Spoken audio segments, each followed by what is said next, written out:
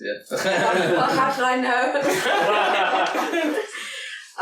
Okay, so for me, I was Anglican before I became Catholic a year ago. And for me, I think growing up, I had a lot of distractions from prayer. And distractions in the sense of I tended to be a very sorrowful person and be I'd look inwards and become very sorrowful all the time. And so my prayer life became about asking God to relieve my sorrows and talking about my sorrows to God a lot and complaining just again and again a lot. And those distractions seemed to grow bigger over time. And it seemed that no matter how much I prayed, I was still lost in this sorrowful sort of mentality. It's interesting you mentioned distractions actually, because that was the biggest obstacle I think in prayer and coming to God. But yeah, it's not all doom and gloom, because I went to a Catholic cathedral for the first time just a little bit over a year ago.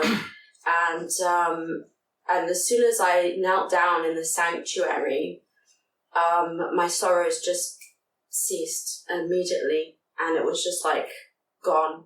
And that was my first experience of Christ's presence in the Catholic Church, and it woke me up to what Catholicism is and how Christ works in that, and so as a result, I came to Catholicism, and my prayer life changed.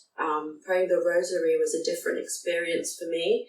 At first, I had reservations about praying to Mary, and it was difficult for me at first. But over time, I think it was a very personal journey where I really came to learn who Mary is for Christ, and who she is for me as well, how she can be my mother, and so she became a mother to me through my prayers,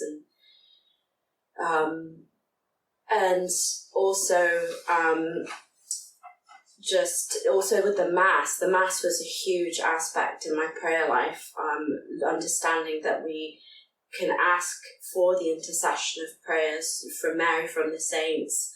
And that was really powerful for me. I just had faith in that, and became more and more used to asking for intercession of prayers as I carried on praying.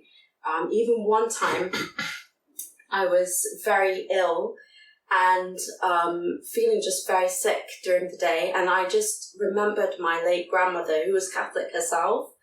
And for some reason, I just thought, let me ask her for her intercession. So I asked her, I said, her name was Nonna Grazia. I said, Nonna Grazia, could you please pray for me? And instantly I felt better.